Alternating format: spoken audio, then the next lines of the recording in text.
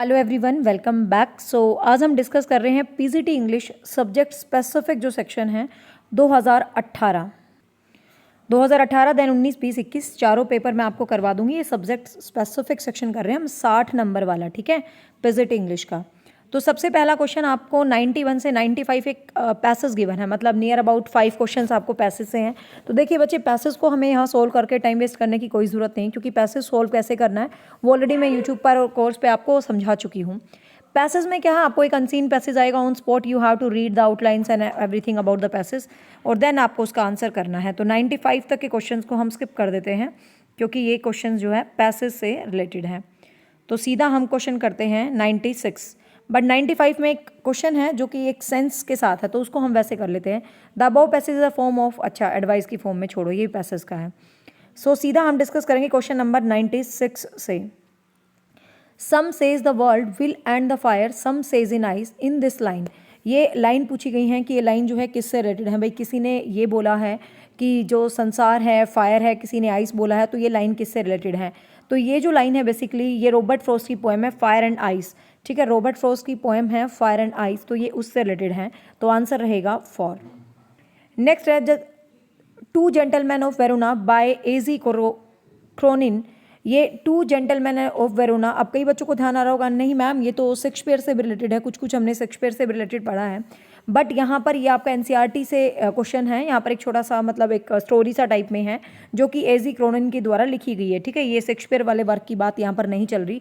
तो उसके अंदर क्या है, तो ये एज इट इज क्वेश्चन है, एनसीईआरटी से उठाया गया क्वेश्चन है। तो recount the hard life chosen by the two young boys so they could pay the treatment of their sister, मतलब अपना दो यंग बॉयज़ की स्टोरी है जिनकी बहन को टीबी वगैरह हो जाता है, और उसके ऊपर ये स्टोरी जो है गिवन है। तो आंसर रहेगा 2, आंसर रहेगा 2।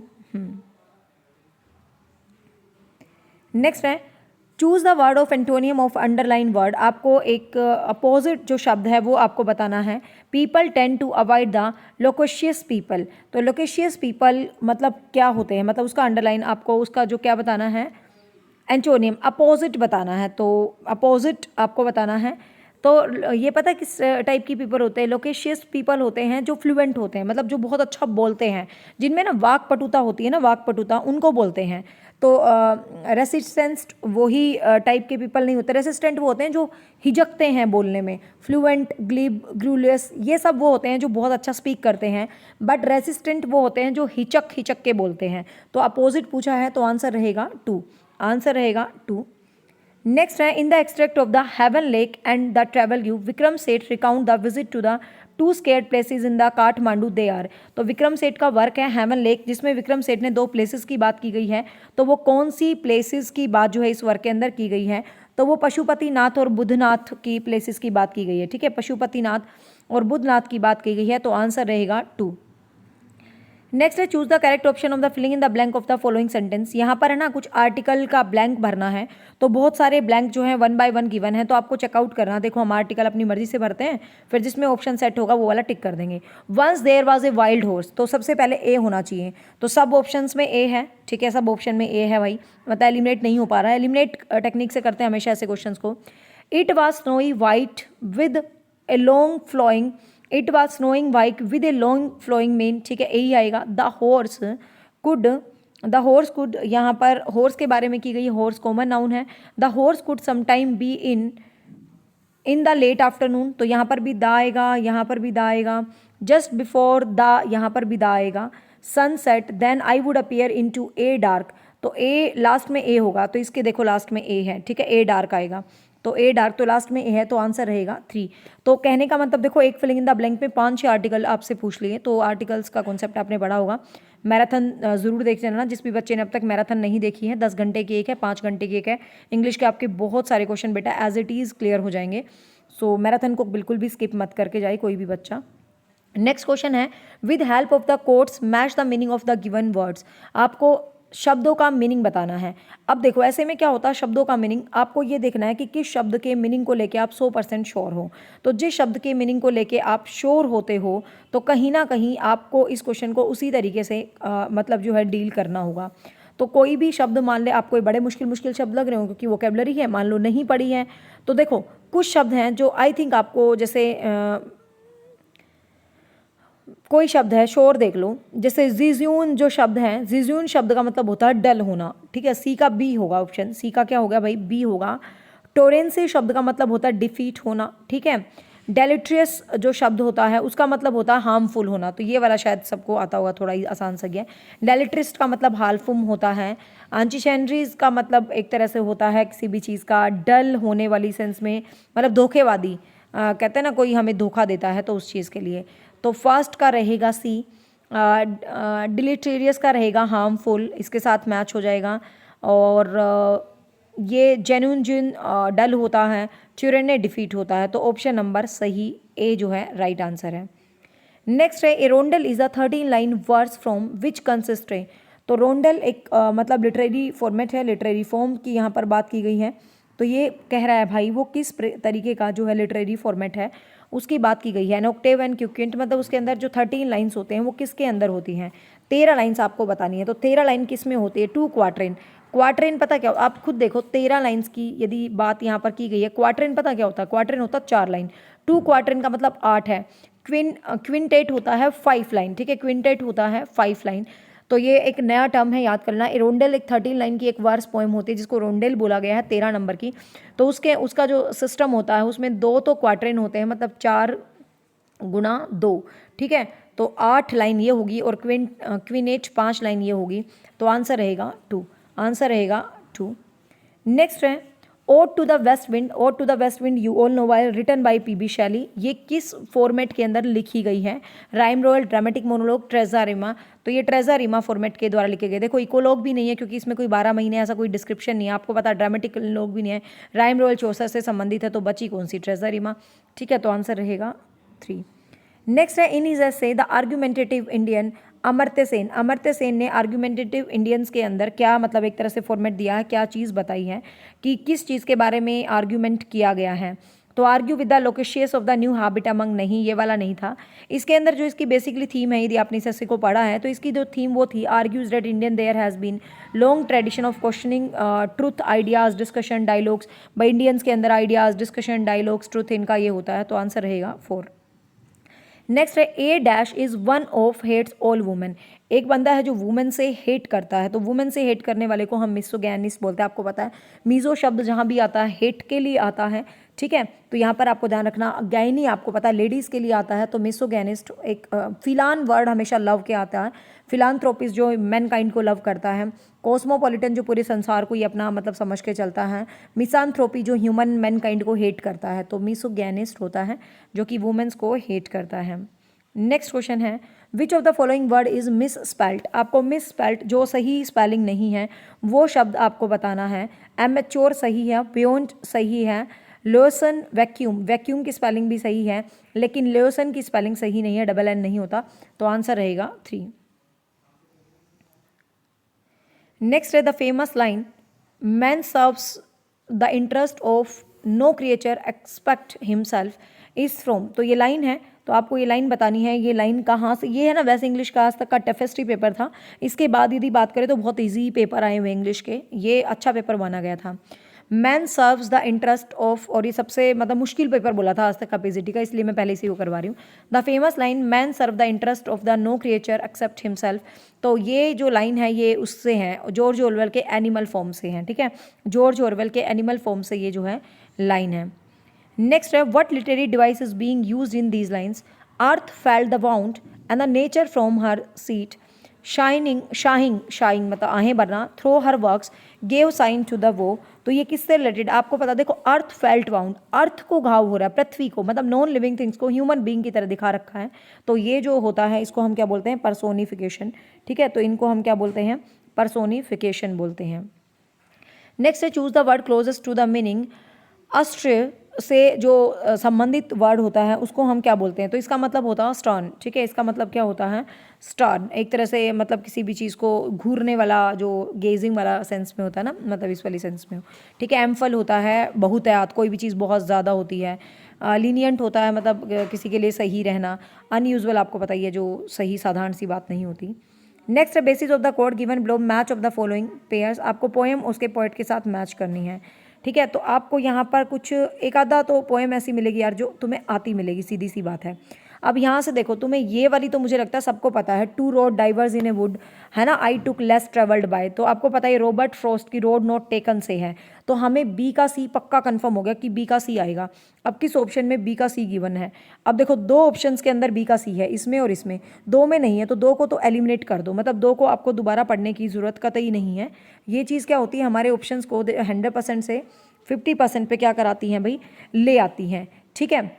अब आप देखो कौन सा और है जो आपको कुछ कुछ लग रहा है कि हाँ भाई तुम्हें उसका पता है।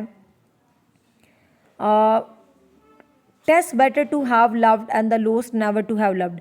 अब देखो reality is that there is no shortcut for all these things, इसका कोई शॉर्टकट नहीं है, आपको आना ही पड़ेगा। तो ये मतलब आपको पता ही होना चाहिए, थोड़ा आइडिया होना चाहिए किस पोएम की है। Test better to the loved lost, ये जो है टेनिसन से रिलेटेड लाइन है, ठीक है।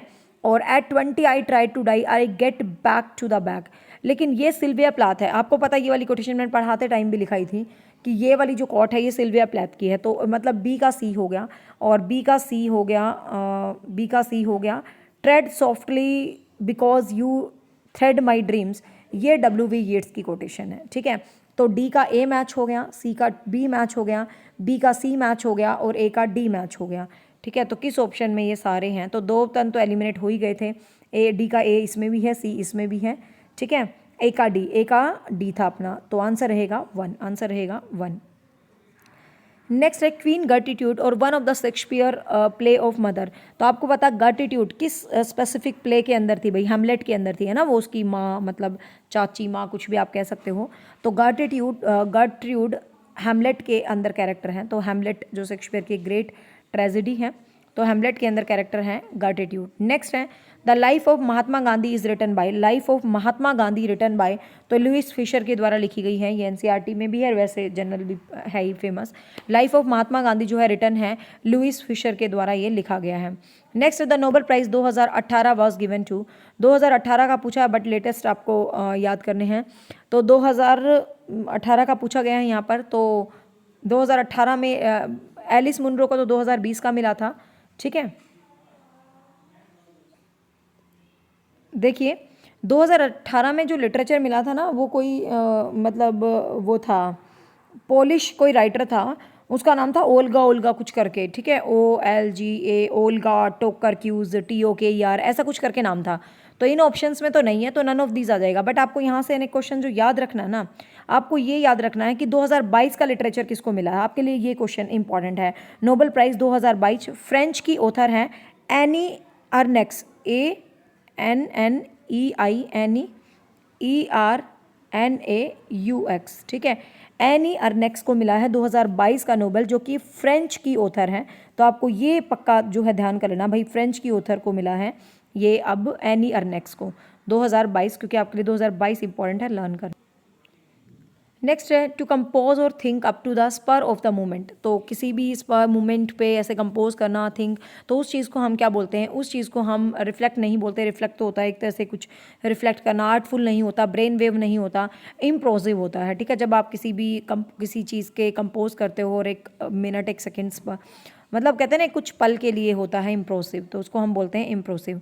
नेक्स्ट है the phrase A fly in the ointment, क्या है, मतलब इस फ्रेज का जो है मीन है वो क्या होता है। An infectious element and corrupt perception a sang of the situation. देखो फ्लाई ऑफ द ओइंटमेंट, ये नहीं कहते यार पल भर में तू तो उड़ गया यार, है ना, तो इस सैंग इन द सिचुएशन, तो किसी भी सिचुएशन को 1 सेकंड के लिए कैसे आप सैंग हैंडल कर रहे हो, तो वो चीज़ होती है sang in the situation. Next है who does Amitav Ghosh write about the gate of the only word, the ghat of the only word, जो who does Amitav Ghosh write about the, तो किसके लिए उन्होंने घाट ऑफ द लिखा था, तो उसका जो दोस्त था आगा शाहिद अली, ठीक है, Agha Shahid Ali. The ghat of the only word अपने फ्रेंड के लिए लिखा था, वो बीमार था, मरने वरने वाला था, आगा शाहिद अली, ठीक है, आगा शाहिद अली। नेक्स्ट है आइडेंटिफाई द लिटरेरी डिवाइस, आपको एक लिटरेरी डिवाइस यहाँ पर चूज़ करनी है कि कौन सी लिटरेरी डिवाइस को यहाँ पर इस्तेमाल किया गया है, ठीक है। जैसे पीस, काउंट द क्लॉक एंड मतलब किसी the clock has stricken 3, peace, count the clock, तो देखो एनोमेटोपिया क्या होता है, जो साउंड से रिलेटेड हो, तो साउंड से रिलेटेड यहाँ पर नहीं है। एनालॉजी कोई समानता भी नहीं है, एंथिसिस कोई विरोधाभास भी है, ठीक है, तो यहाँ पर एनरकोनिज्म हो जाएगा। ये क्या होती है, जैसे कहते हैं ना शांति, शांति क्या है, count the clock has stricken 3, मतलब कोई बात कह रहा है और उसको किसी रिस्पॉन्ड में उसका मीनिंग निकल रहा है, तो उस टाइप को हम बोलते हैं अनार्कोजम। ठीक है, तो इसका आंसर रहेगा 2। नेक्स्ट है all children except one grow up is opening line of all children, सभी बच्चे एक को छोड़कर। ये एनसीईआरटी का क्वेश्चन है। ठीक है, तो ये Peter Pan by the James Barrie से ली गई लाइन है। Peter Pan by James Barrie का लिखा हुआ पीटर पैन है, तो ये उससे ली हुई लाइन है। ये एनसीईआरटी का क्वेश्चन है, तो you have to learn this question as it is. Next है Faulkner as I lay dying, T S. Eliot the love song of J Alfred Prufrock, Toni Morrison beloved are the example of which literary technique. मतलब ये सारे same से work हैं, तो किस literary technique के हैं? तो आपको पता जे एल्फ्रेड प्रूफोक में वो अपनी लव स्टोरी को दिखाता है ना, फोल्कनर का इसके अंदर भी, टोनी मॉरिसन की बिलव्ड में, तो ये एक अपने मन के अंदर की चीज़ों को दिखाते हैं अपनी पोइट्री के अंदर। स्ट्रीम ऑफ कॉन्शियसनेस, ठीक है, स्ट्रीम ऑफ कॉन्शियसनेस से रिलेटेड है ये जो है पॉइंट। नेक्स्ट है filling the blank with options provided. आपको यहाँ पर कुछ प्रेपोजिशंस के ऑप्शंस गिवन हैं and you have to identify the perfect preposition. After detailed discussions we came dash the conclusion that there was no necessary। देखो after detail ये क्या बोल रहा है, देखो after detail discussion we came to the conclusion, तो सीधा सा है टू द कंक्लूजन, पक्का जा रहा है। तो यहाँ 2 नहीं है, यहाँ 2 नहीं है, मतलब 1 और 2 में से होगा आंसर। अगला देख लेते हैं। And there was no necessary to facing नहीं, टू फेंसिंग द गार्डन और फेंसिंग द गार्डन, तो आंसर रहेगा 2। आंसर रहेगा 2। ये तो खैर वाक्य में प्रयोग करके हो ही जाते हैं सही। नेक्स्ट है appropriate meaning of the modals. आपको एक मोडाल्स बताना। It must be hard to work 60 hours in a week. भाई एक वीक में मतलब हम 60 आवर जो है काम कर रहे हैं, ये हमारे लिए क्या है, मुश्किल है। इट मस्ट बी हार्ड, ये कह रहा है इट मस्ट बी हार्ड, ये मुश्किल हो सकता है एक वीक में हमारे लिए इतना सारा काम करना। तो नेसेसिटी, देखो यहाँ पर कोई नेसेसिटी नहीं बता रहा कि ये काम ज़रूरी करना है, ऐसा कुछ भी है इसके अंदर नहीं बता रहा। मतलब कोई भी नेसेसिटी का कॉन्सेप्ट यहाँ नहीं है, कोई प्रोबेबिलिटी का कॉन्सेप्ट यहाँ नहीं है। नहीं, प्रोबेबिलिटी हो सकती है क्योंकि मस्ट बी लगाया है ना, पॉसिबिलिटी नहीं है, इंटेंशन नहीं है। ये कह रहा है भाई मुश्किल हो सकता है, तो प्रोबेबिलिटी है, ऐसा हो भी सकता है, तो आंसर रहेगा 2। नेक्स्ट है which of the following novel is not by the Nobel winner Kazuo Ishiguro. ठीक है, ख्वाजो इश्विंग्रो के द्वारा लिखा गया कौन सा जो है नोवेल नहीं है, वो आपको बताना है। तो remain of the day, the buried scent and pale fire उसी के हैं। नेवर लेट मी गो उसके द्वारा लिखा गया नहीं है। Next which of the following novel is not by DH. Lawrence, कौन सा डी.एच. लॉरेंस के द्वारा लिखा गया नहीं है, वो भी आपको बताना है। तो the plumed serpent DH. Lawrence का है, एरोन रोड डी.एच. लॉरेंस का है, and the virgin of the gypsy DH. Lawrence का है, but power and glory not written by DH. Lawrence, तो ये डी.एच. लॉरेंस का लिखा हुआ नहीं है। नेक्स्ट क्वेश्चन है the 20th century of the stony slip were vexed of the nightmare of rocking cradle and what to. ये W. Yeats की है ना कुछ पोएम है, और ये मतलब कुछ लाइंस पूछी गई हैं। तो ये पूछा गया है कौन सी लाइन से लिखी गई हैं, तो द सेकंड कमिंग से है। ये सेकंड कमिंग, क्योंकि देखो यहाँ से आपको बेथलेहम वाज बोर्न, यहाँ से आपको पता चल जाएगा जीसस क्राइस्ट के सेकंड बर्थ, मतलब जीसस क्राइस्ट के बर्थ के बारे में है, तो यहाँ से आपको हिंट मिल गया, द सेकंड कमिंग से रिलेटेड है ये। ठीक है, लाइन किससे रिलेटेड है, सेकंड कमिंग से रिलेटेड है। नेक्स्ट है which of the following is the hero of the guide. The guide का हीरो कौन है, तो राजू है, सबको पता है भाई द गाइड का हीरो राजू है। ठीक है। नेक्स्ट है state of the function of the underline word of the following sentence. Coming event cast their shadow, coming event cast their shadow, आपको बताना है। कमिंग ईयर, तो आपको बता रहा कमिंग इवेंट आता हुआ इवेंट है और वो अपनी शेडो दिखा रहा है, तो कमिंग आ रहा है, मतलब एक्शन इज मूविंग, मॉडिफाई किया गया है नाउन इवेंट को, तो जब भी एक्शन मूविंग है, मॉडिफाई किया हुआ है, तो प्रेजेंट पार्टिसिपल होता है। ठीक है, तो आंसर रहेगा 2। आंसर रहेगा 2। Next with the help of given quotes match the beginning of the idiom and phrases को आपको मैच आउट करना है कि which idiom and phrases the right, कौन सा ईडियम एंड फ्रेजेस राइट है। ठीक है, अब देखो यहाँ पर टू मूव का मतलब होता है आगे बढ़ना एक तरह से, है ना। टू मूव का मतलब होता है आगे बढ़ना। To play desks and tracks, ये तो बहुत आसान सा है। To put the spoke to the wheel, to take the bull away the horns, देखो आसान से ही है यहाँ पर जो मैच है आपके, ये ईजी है, ये सबको पता ना। To play duck and drugs, तो बी का सी देख लो किसमें, बी का डी है, इसमें बी का सी है, नीचे में बी का डी है, बी का डी है। देखो एक कितनी खास बात है, बी का डी हमें सबको पता था और बाकी में बी का सी है ही नहीं, सिर्फ एक ही ऑप्शन में बी का सी है। 3 एलिमिनेट हो गया, आंसर 1 ही बच गया। ठीक है, वैसे मैंने एक चीज़ नोट करी है, टीजीटी पीजीटी इंग्लिश में जितने मैच करो के उत्तर हैं आपको आते हैं, बहुत अच्छी बात है, नहीं तो ए कराना। पिछले जितने पेपर करे ना सब में ए ही आंसर मिला है, बड़े तुक्के नहीं चलते हुए, तो मैं वैसे बता रही हूँ। ठीक है। तो टू प्ले, यहाँ पर to play desks and drakes आ जाएगा, ठीक है। और टू मूव का मतलब to move heaven and earth, heaven और अर्थ में हम मूव कर लेते हैं। To put spoke in the wheel, to take bull by the horns, ठीक है। तो ये आपका मैच हो गया परफेक्टली, आंसर हो गया 1। नेक्स्ट है I could do this for ever is an example of, I could do this for ever is an example of, I could do this for ever, ये काम मैं हमेशा के लिए करूँगा यार, ज़िंदगी भर। तो ज़िंदगी भर यार थोड़ा सा फेंक दिया ज़्यादा, मतलब फॉर एवर कर सकता हूँ मैं किसी भी काम को, आप क्या ज़िंदगी भर कर सकते हो, नहीं, इट्स अ हाइपर बोले। नेक्स्ट है the text book of class 12th core is title, class 12th की जो बुक है उसका नाम क्या है, फ्लेमिंगो है, आपको पता है, कोर कोर्स वाली फ्लेमिंगो है, ठीक है। बिहेव 9th की है, हॉर्नबिल आपकी 11th की है, और फास्ट फ्लाइट आपकी 10th की है, ठीक है। Which among the following is not written by Chaucer, Chaucer के द्वारा रिटन वर्क नहीं है। लीजेंड ऑफ गुड वुमेन है, द हाउस ऑफ फेम है, द बुक ऑफ डचीज है, the regiment of princes Chaucer के द्वारा लिखा हुआ वर्क नहीं है, तो आंसर रहेगा 1, ठीक है। Which of the following sentences grammatically incorrect, आपको ग्रामेटिकली इनकरेक्ट सेंटेंस को बताना है कि कौन सा इनकरेक्ट है। Electricity lights our house and drives the machinery, बिल्कुल सही है। Weather changed into ice when the temperature dropped below 32 degree Fahrenheit पे जब टेम्परेचर होता है तो आइस में वैसे भी नहीं बदलता, 0 डिग्री पे बदलता है। वेदर चेंज्ड भी नहीं होगा, मतलब ग्रामेटिकल भी तो ही गलत लग रहा है। अगला देखते हैं, we see with your house, हम अपनी आंखों से देखते हैं, हियर विद आवर ईयर्स, ठीक है भाई। The earth moves around the sun, बिल्कुल ठीक है। आंसर रहेगा 2, 2 is a wrong answer, grammatically wrong है आपका आंसर नंबर 2। नेक्स्ट है, which of the following was the prominent writer of the Harlem renaissance, Harlem renaissance मतलब जो वो वाला पीरियड आया था लिटरेरी, जो अपना जिसके अंदर ये जातिवाद, ये वो दूसरी कंट्रीज़ और ये सब कुछ आ गया था, मतलब वर्ल्ड लिटरेचर से यहाँ पर क्वेश्चन डाल दिया है। तो कौन सा है जो मतलब प्रोमिनेंट राइटर था हरलेम रेनेसा का, तो वो था भाई आपका लंगस्टन ह्यू, लंगस्टन ह्यू, ठीक है। नेक्स्ट है filling in the blank with the correct preposition आपको भरनी है। The past decay was upset many पर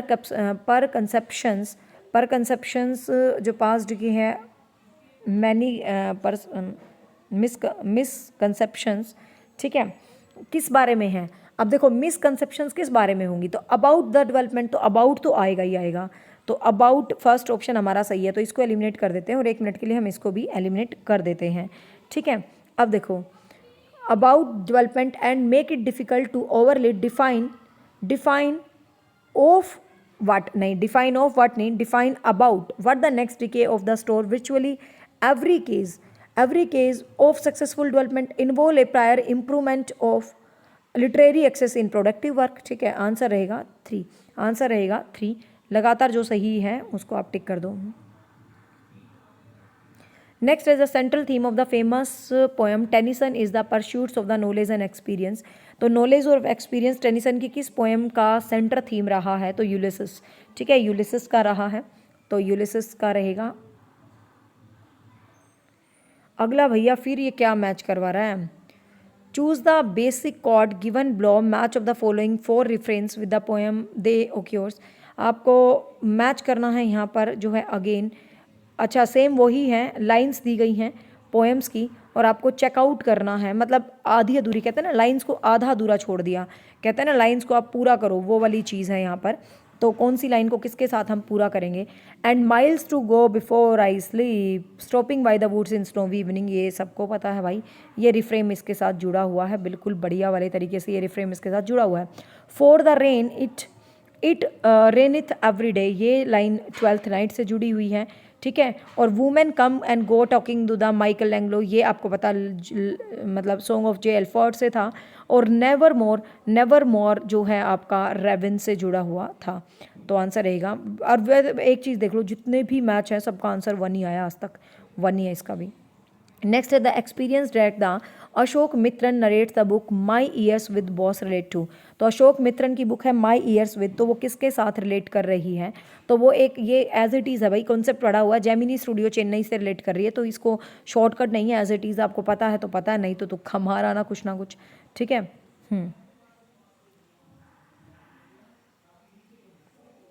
नेक्स्ट है which of the following is not a writer of absurd play, absurd play का राइटर इनमें से कौन नहीं है, absurd प्ले मतलब जो वाले जो प्ले होते हैं जिसमें ब्लड शेड ये वो सारा मतलब कुछ थीम वगैरह लिखी गई है.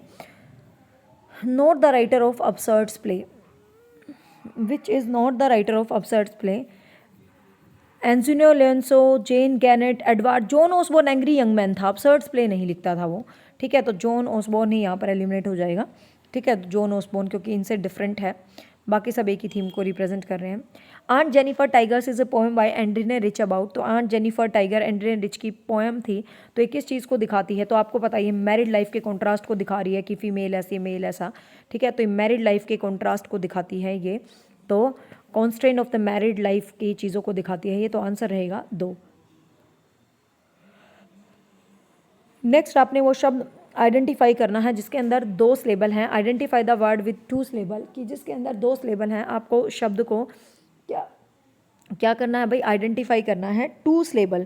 2 सिलेबल मतलब जहाँ पर जैसे आप टुकड़े करते हो तो उसके 2 ही टुकड़े, 2 ही स्ट्रेस, 2 ही टुकड़े निकलते हैं. जैसे डेवलपमेंट, तो डेवलपमेंट में 3 आ रहा है. फाउंडेशन में भी 3 टुकड़े आ रहे हैं. नॉलेज, देखो नॉलेज 2 ही पार्ट्स के अंदर आ रहा है. ठीक है, एजुकेशन में भी 3 बन रहे हैं, तो नॉलेज जो है 2 सिलेबल के अंदर ही कट रहा है, तो 3 रहेगा. नेक्स्ट है one is not born a woman, one became one is a view propose by. One is not a woman but it's became. ठीक है, one is not born a woman, one became one is a view propose by. तो यहाँ पर जो है आपको ध्यान रखना है ये किससे रिलेटेड है भाई? ये सिमोन डी बिहेवियर, क्योंकि आपको पता है सिमोन डिवा क्योंकि फीमेल फेमिनिज्म से रिलेटेड है, तो उसी ने बोला था ये line, one is not born a woman one became one, तो बन सकती है सिमोन डिवा से रिलेटेड है ये लाइन, तो आपको ध्यान रखना है. नेक्स्ट है identify the correct passive form of the sentence. आपको सेंटेंस की पैसिव फॉर्म यहाँ पर चेकआउट करनी है. It is said that they know it. It is said that they know it. तो इट इज़ बीइंग क्यों आ गया भाई? बीइंग का कोई सीन ही नहीं है, V2 है, बीइंग का कोई लेना देना नहीं है. They said, it is said that, तो they said it that it was known by तो ज़रूर आएगा. ठीक है, बट बाकी ऑप्शंस देख लेते हैं. नोन बाय नहीं होता, नोन टू होता है. सॉरी यार, नोन बाय नहीं होता, नोन टू होता है. ध्यान रखना, नोन के साथ कभी बाय नहीं लगेगा, नोन टू लगेगा. तो एलिमिनेट कर दो फटाफट से ऑप्शन. बीइंग का कोई मतलब नहीं है, बाय का कोई मतलब नहीं है, हैज़ बीन का कोई मतलब नहीं है. आंसर बता 3. Everybody says that it is known them. ठीक है, एवरीबडी सेज डैट, और वैसे भी it is said by, it is known it, तो everybody says that it is known to them.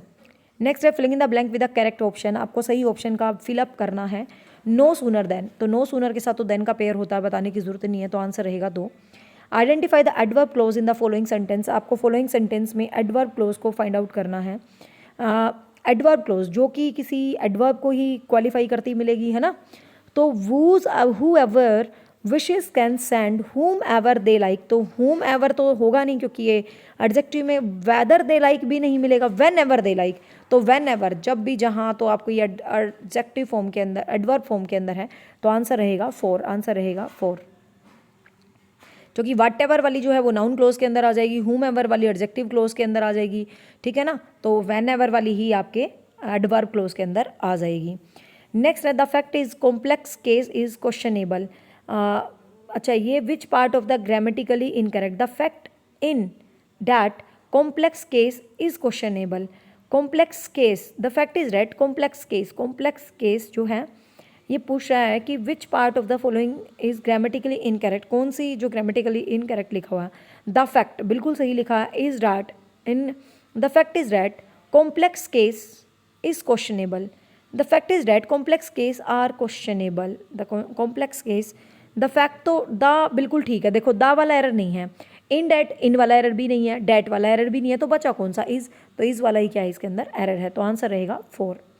Next है मीराबेल एंड मीरामेंट कैरेक्टर हैं William Congreve के the way of the world में. ठीक है, William Congreve way of the world के character हैं Mirabel and मीरामेंट, lady विस्फोर्ड. ठीक है, नेक्स्ट है चूज द करेक्ट ऑप्शन. आपको सही ऑप्शन को चूज करना है. He ask his servant not to spoil the carpet. He ask his servant to not नहीं होता, नॉट टू होता है. He ask his servant not spoil the carpet. He ask his servant not to spoil the carpet. Answer रहेगा 4. 4 बिल्कुल सही उत्तर है. Next है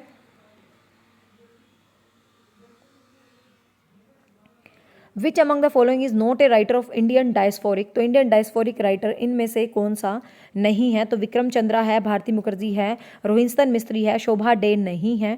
डायस्फोरिक होते हैं जो इंडिया के हैं, इंडिया से बाहर चले गए बट फिर भी इंडियन थीम को लिख रहे हैं, तो Shobha De is not a diasporic writer, तो आंसर रहेगा 2।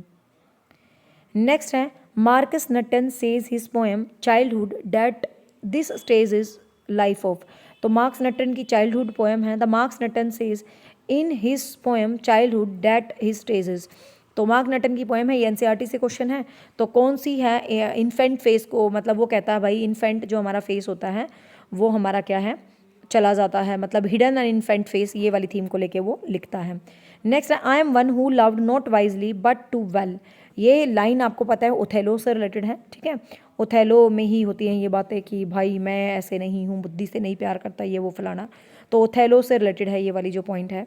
नेक्स्ट है is a feeling of listless weariness resulting from the satiety boredom in inactivity, तो यहाँ पर ये क्या है, dash is a feeling of the listless weariness resulted from the satiety boredom in activity, animation है, contentment है, व्योर है, एनुई है, ठीक है। एनुई इज़ द फीलिंग, तो ये जो फीलिंग होती है ना वियरीनेस और ये, इसको हम बोलते हैं एनुई, ठीक है। तो ये था 2018 का पेपर जिसको पीजीटी इंग्लिश का सबसे टफ पेपर माना गया है। तो होप सो आपको बहुत टफ तो नहीं लगा होगा, और बाकी वाले तो बहुत ही आसान है। तो इसके बाद मैं 19, 20, 21, 22 और करवाती हूँ। Till then take care, bye bye.